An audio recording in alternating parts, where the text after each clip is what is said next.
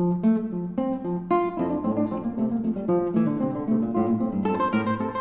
are midway through a discussion of Aristotle, and we talked about Aristotle's notion of change, and we tried to tie that back to his idea of causation. So hopefully, dots should connect here as we move through.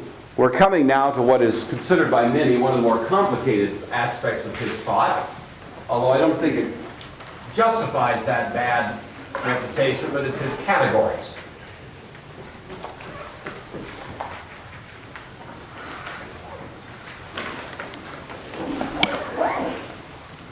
If you are a scientist, then you are involved in the art of putting things in categories, or categorizing things. That's what scientists do. They look at objects and they organize what they experience by perception. If we couldn't do that, we couldn't do science. We would just be living in a world of infinite details. But the very fact that I can stand here and say that there are, 17 or 18 human beings in this room helps me. I've put you in a category. I can distinguish between a human being and a book. So I don't feel the need to teach the book directly.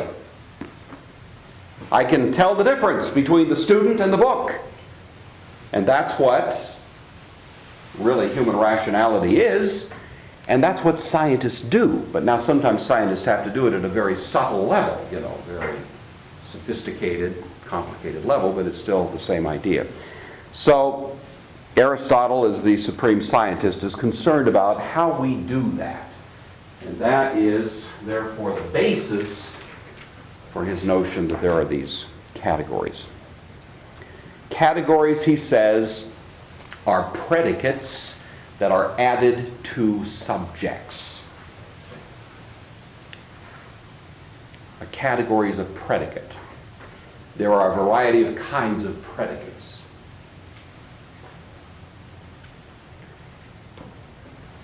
The subject might be marker.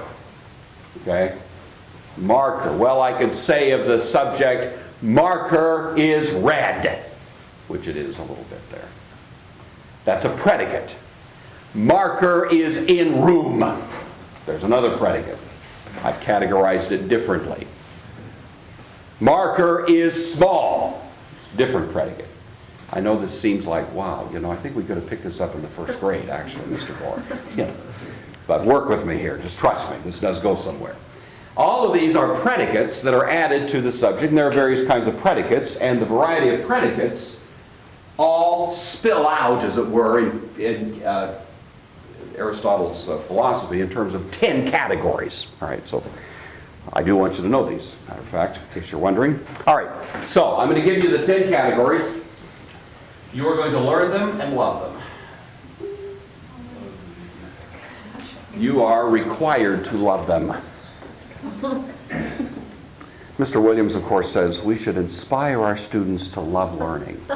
Now, he has this idea that we should just sort of make learning fun, But I think, no, just tell them to. So just love it. Would you just do it?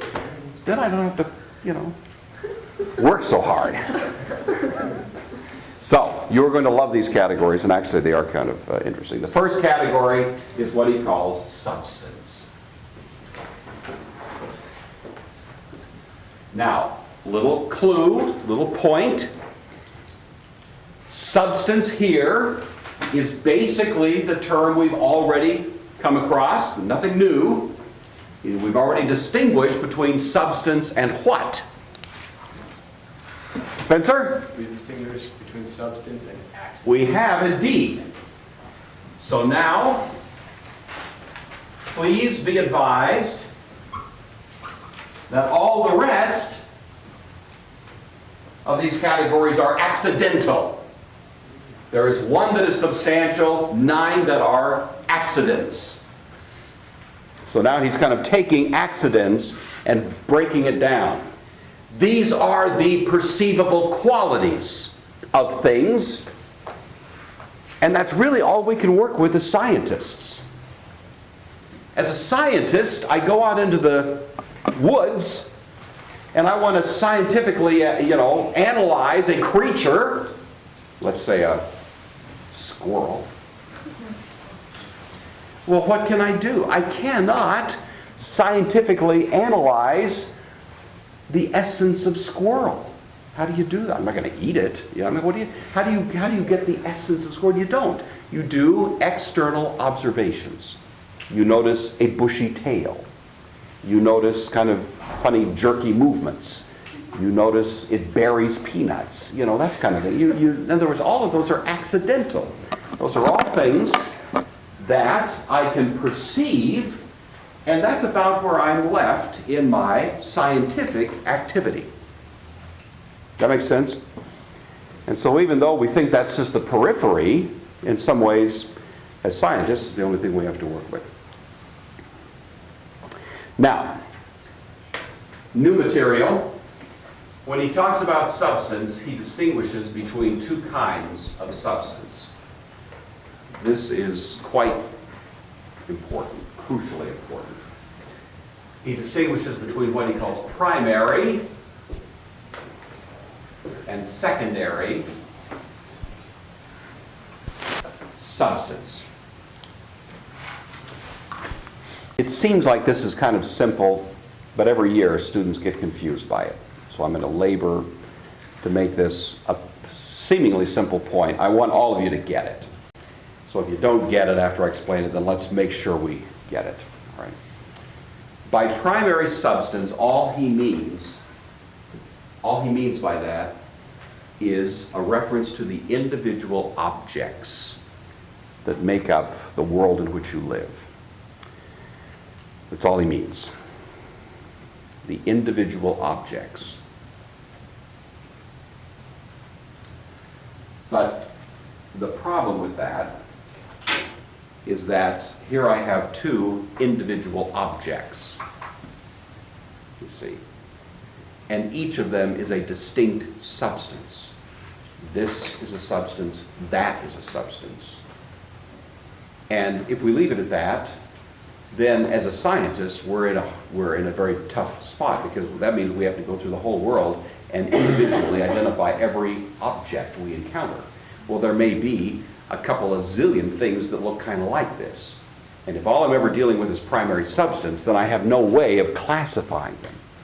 So, for Aristotle, secondary substance really refers to the name that I attach to the object. It is not, the object is what it is. But I have this remarkable, really astounding capacity as part of my human intellect to give it a name. So the secondary, the primary substance is just, I'm just going to call it the thing, or the thing in itself, which is a term that actually Kant uses, but don't worry about that right now. The thing in itself, but then I give it a name. I call it by the name marker.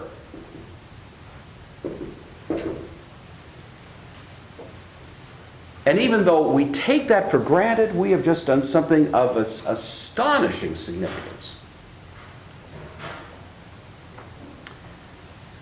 Where do we find such a thing in the Bible? Where do we find this kind of thing going on in the Bible? Yes, Spencer. Well, that's what Adam had to do. Yes, that's right. Were you all thinking that, and only Spencer was brave enough to say it? Well, that's right. You see, just think how profoundly, deeply connected that is to our humanity. That the very first, or at least one of the very first commands that God gives to Adam in the Garden of Eden is to do this thing. To give names to things. To look at things and come up with words by which that thing is going to be referenced. Now, we do it all the time, but I think we don't appreciate what a remarkable capacity that is, to give names to things. Well, Aristotle was smart enough to realize that that is a kind of astonishing power that we have. And that really, for him, is the essence of science. That is the focus, and that is why Aristotle is sometimes called, is a word you want to know, he's called a nominalist.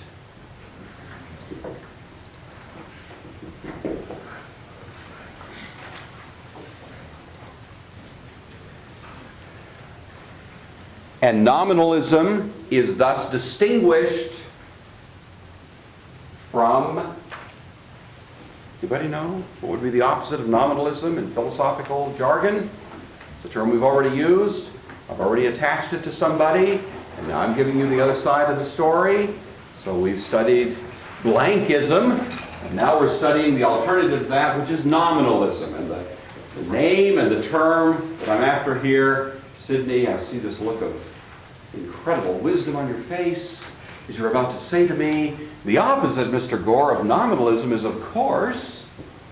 Empiricism? Well, that's good. No, actually, nominalism and empiricism tend to go together. The opposite of nominalism would be some form of idealism. And way back when, were you going to say that? No? Were you going to say it? I wish. Remember I said with Plato, we talked about Plato, said he's an idealist. We're going to go through this course, we're going to talk about a variety of philosophers who are idealists, and they are going to stand in tension with another class of philosophers that come down through philosophical history who are nominalists. And so now we've seen the great idealist, the first one we've looked at in history, who is Plato, and now we're looking at the first great nominalist, who is Aristotle. What's the genius of nominalism? It is the fact that we in our human intelligence can assign names to things. You see, for Plato, I call this a marker. Why? Why do I call this a marker? Stephen, for Plato, what makes this a marker? Because it has markerness. Yes. And what does that mean? You've answered correctly. Plato would be proud. What does that mean to say it participates in markerness? Because it's like modeled after the ideal marker. Yes. Does Aristotle believe, Laura, that there is an ideal eternal marker?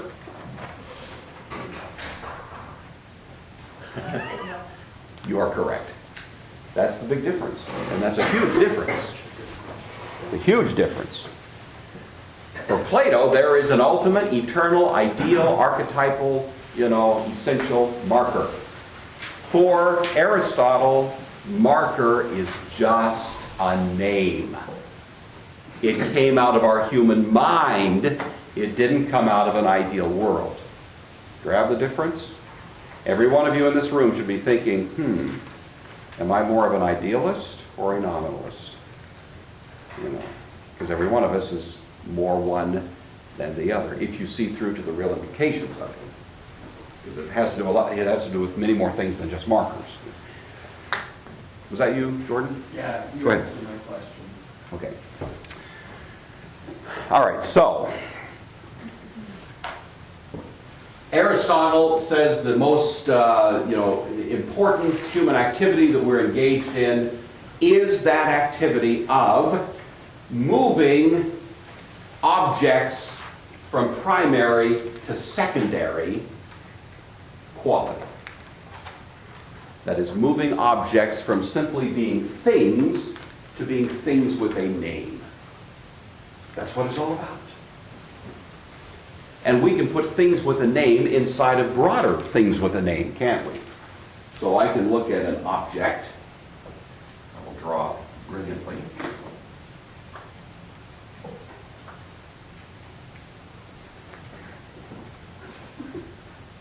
I mean, anybody looking at that would immediately, well, I'll help you out here. Is that an ant? What is that? Say it. It's an ant. It only has 4 legs, Mr. Gore. Oh, they have 6 legs, that's right. Where's the abdominal? All right. Hey, I am not Mr. Dykstra, you know what I'm saying? Now, I have just put an object on the board, and Kay Lee was the first one I heard, who did this incredible Aristotelian thing of taking a thing in itself, a little red mark here, and calling it by a name, ant. All right? That's the first stage of this nominalistic process. But, having put this object into the class of ant, can we put the class of ant into a larger class? And that would be the class of, Sydney? Insects. So we can put classes inside of classes. Can we put the class of insect into a larger class? Answer? No. Sarah says, no, actually, we can't. You know, that's it. That's as far as it goes. We know the difference, don't we? Listen, this is Aristotle's jargon. We know the difference between species and genus. And you can move that little paradigm all the way up. We can put the species of ant, as it were, inside of what? Genus. What would come after that, Ben? We've put this object into the class of ant. We put ant into the class of insect. We put insect into the class of animal. Sounds good to me. And on it goes, until finally it gets into the largest class of all, which is simply things that are, things that exist. All right. So, Aristotle's thinking about how we do this. All right. He's saying the way that we do this, however, will tend to depend on an evaluation of accidents. So let's look at the accidents here. There's 9 more. I'm just going to give these to you and explain them briefly. The first, the second category, the first of these accidental categories, is what he calls quantity. You'll see a little correlation from what we've already looked at now. It keeps expanding.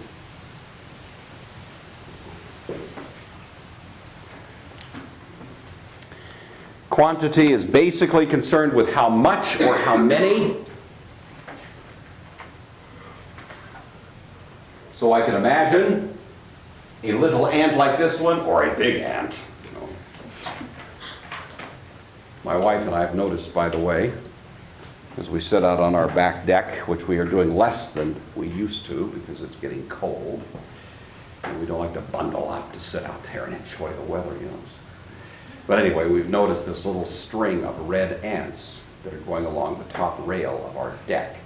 And they're big old honking things. I mean, they're big ants, And so I keep squishing them one at a time. Because I'm going to take dominion over this, But I've noticed that popping them off one at a time is not having much of an effect. They keep coming back, And I have this very odd feeling that probably somewhere under my foundation or somewhere like that is this anthill. But they're big. They're not just your little regular ants, and they're red. And they're actually kind of scary looking. I don't know.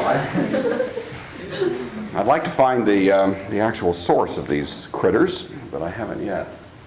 Anyway, so that would be a distinction as to quantity. How big?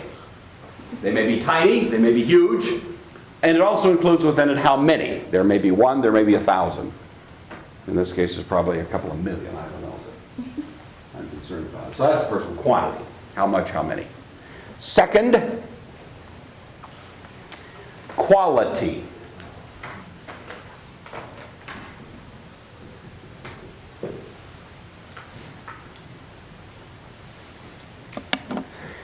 Quality has to do with some sort of identifying feature.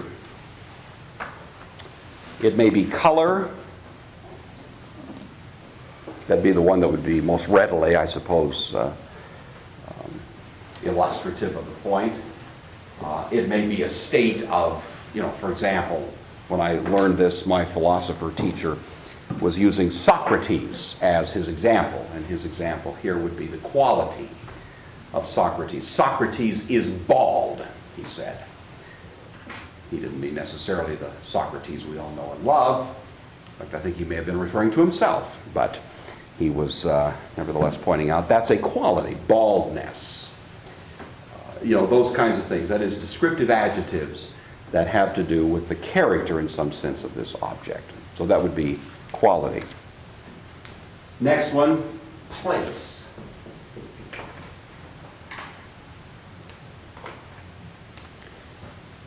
Socrates is in jail. There's a predicate describing Socrates. It's different, isn't it, than saying he's bald. I could combine them. There is a bald Socrates in jail. But we understand I'm saying two different things about him.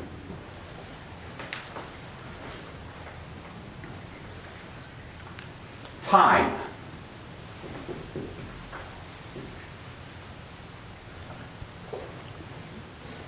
When is this? When is Socrates in jail?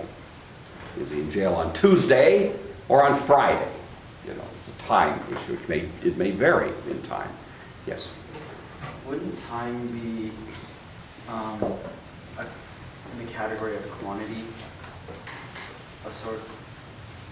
How so? What are you thinking? Well, it kind of deals with lengths and numbers and, like, you could say that he was in jail for 2 days or 2 weeks. And then the quantities, but they're also times. Or what's the You difference? thinking of a quantity of time like 3 days, 5 days? Yeah. He means quantity here simply in terms of how much, not how long. So is it Socrates who is 150 pounds or Socrates who is 250 pounds? You know? Okay. I thought what you were going to say is a person's quantity may vary over time. That's true. If I'm fasting, then the quantity of me may diminish as time goes on. You know, if I'm feasting, I may. Okay, so any description that talks about time, even if it's numbers, just falls into that category. Time really just focuses on when is this. If I say Socrates is in jail, all right, that in itself is a meaningful statement, but it may or may not be true for a given time. Is Socrates in jail today? Or was he in jail in 399 BC? You know, I mean, that makes a difference as to the category of the statement. So I predicate something about Socrates, but in order to know whether it's true or false, I have to put some kind of time frame on my predicate. Does that make sense? That's what he's after here. And so Socrates may weigh 250 pounds. He may be bald when he's in jail in 399, BC. Next one out is action.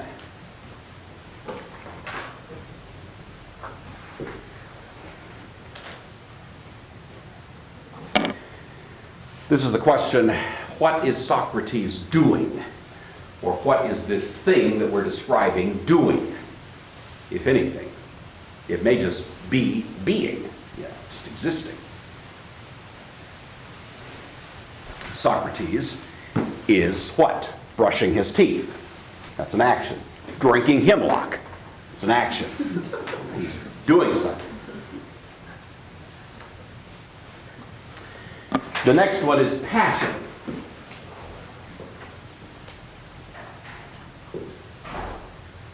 We might suspect what Aristotle means is what is Socrates feeling, but that's not what it is. He doesn't mean passion in that sense. But he means passion as the opposite of action. You know, those two words are fundamentally opposites philosophically. Action has to do with active behavior. Passion is passive behavior, and so you put it this way. What is being done to Socrates? Action, what is Socrates doing? Passion, what's happening to Socrates? What is Socrates experiencing? Or what is being done to him? In language, we typically have an active voice and a passive voice, right? You all know that from English grammar, and most languages have something like that. The active voice. Trevor punches Gore in the face. Okay? We're not going to illustrate it. We'll just imagine it. Trevor punches Gore in the face. That's the active voice. Put that in the passive voice, Nicole. Put the same statement in the passive voice. Mr. Gore has been punched. Okay, you also put it in the past tense, but the passive voice would simply be, Gore is punched in the face by Trevor, right? That's the difference, that's all there is to it. In the first case, somebody's acting. In the second case, somebody's being acted upon. So we can say, we can talk about either one in connection with an object, and in the case of Socrates, we could ask either question. The next one, situation.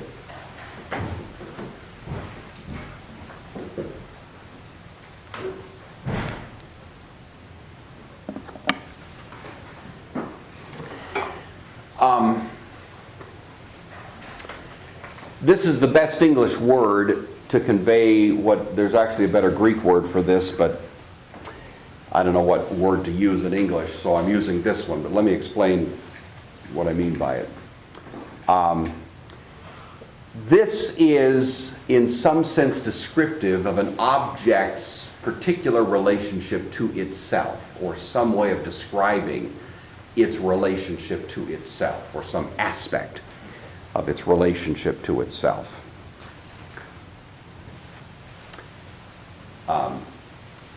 Socrates is headed. What does that mean? He is possessed of a head. Right? You see that? I mean, that's it.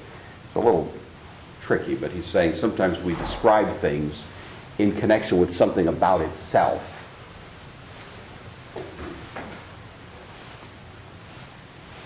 Socrates is left-handed. Something like that.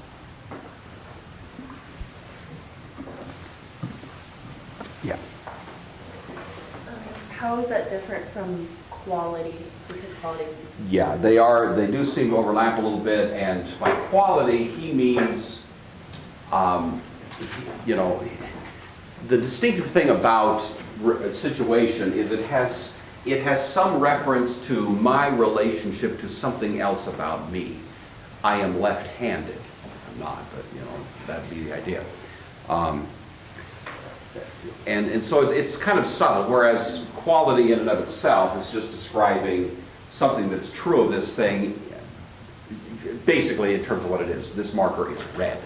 It's really not talking about anything. If I said this marker is capped, okay, what? There's some connection between the cap and the thing, so it's the relationship it has to itself with respect to being capped. Does that make sense? It's a little bit tricky, but that's the notion. The next one, habit.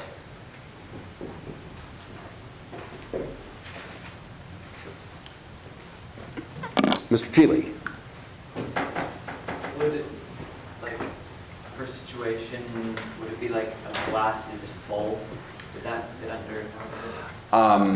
Or is that, still a little bit... I don't think it would quite fit because the water is not, strictly speaking, part of the glass.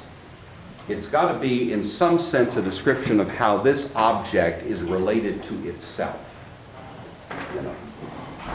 And I realize I wish I could come up with some better illustrations of that, but it's you single out some aspect of what you are and think about your relationship to that thing. You are sighted. You are possessed of the power of sight.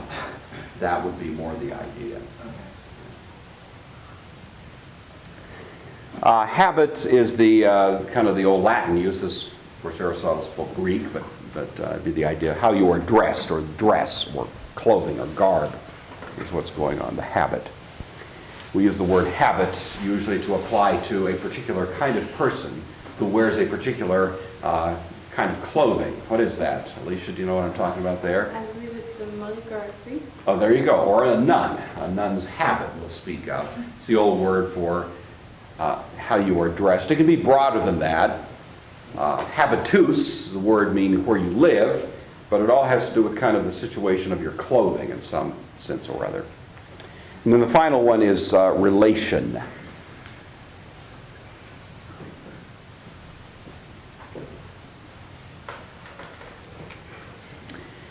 Relation would be the relationship of this object to some other object. This gives rise to the use of prepositions.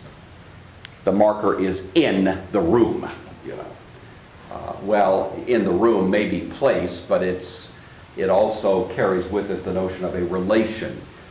It would include other things like beside, above, beneath. around, in, all of those are relation, in which you're talking about this thing in connection with some kind of environment.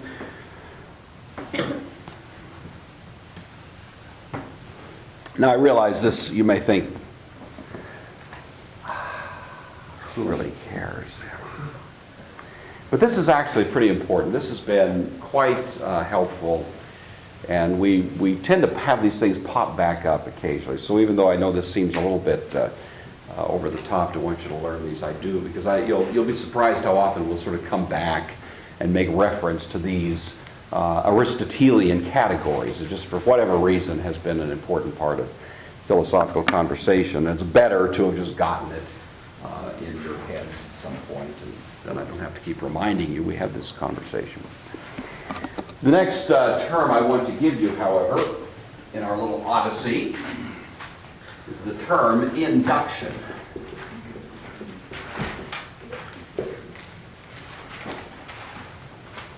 Question? For relation and place, Yeah. so something like in the room, Yeah. it's still a relationship to the room. Yeah, it is. But it's also. And it's subtle, and it's the difference is, in this sense, relation is focusing not so much on in with respect to a particular place, but in with respect to other things. So it's beneath the ceiling, above the floor, beside the teacher. Those are, you can see that it's a focus a little bit, rather than on place, is kind of on relation to other things. That's the focus. But in some ways there is an overlap there.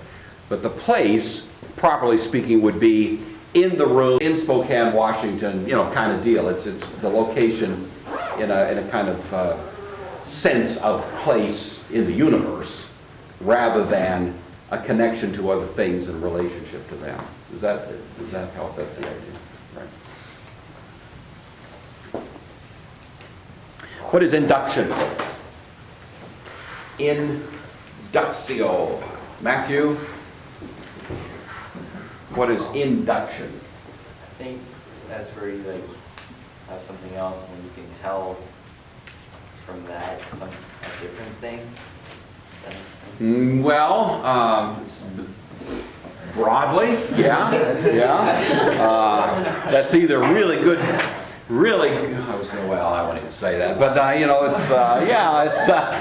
was going to say it's really good beep, but then I decided, I won't even. Or you're right, I'm not sure which, but what is the word, Matthew, that is basically the opposite in the discipline of ways of reasoning between induction? Induction is the opposite of? Deduction is right. Okay. Now, can you distinguish those two? What's the difference between thinking deductively and thinking inductively? Well, I kind of get confused sometimes. Aha, well, see, from this point on for the rest of your life, you will have it crystal clear. Well, I think induction is where like Trevor has an angry look on his face, therefore I can tell he's mad at me. Yes, that would be inductive reasoning. Yeah, that's right. I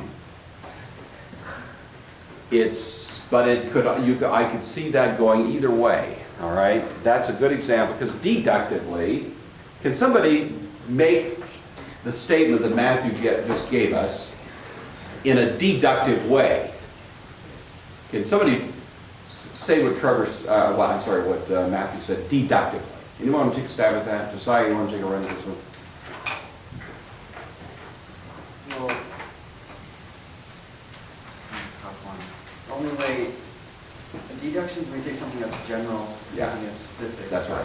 Induction takes something that's specific or a principle and making it broad. Exactly right. That's right. Generalization. Now, Matthew gave us, Trevor has an angry look on his face, therefore, he's angry at me or something. Is that's your? Can you state that in a deductive syllogism?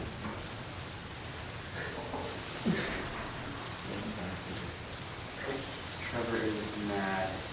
Or remember, deduction usually follows this format. All blank are blank. This is blank, therefore this is blank, remember? You've all studied that, right? Somewhere back there in logic. So can you put what Matthew just said in a deductive syllogism? Lifeline to Sheila.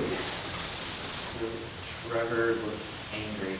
All people that look angry are mad at me, so Trevor's mad. Okay, that would be, you reverse the order slightly, but the syllogism is attacked, that's right.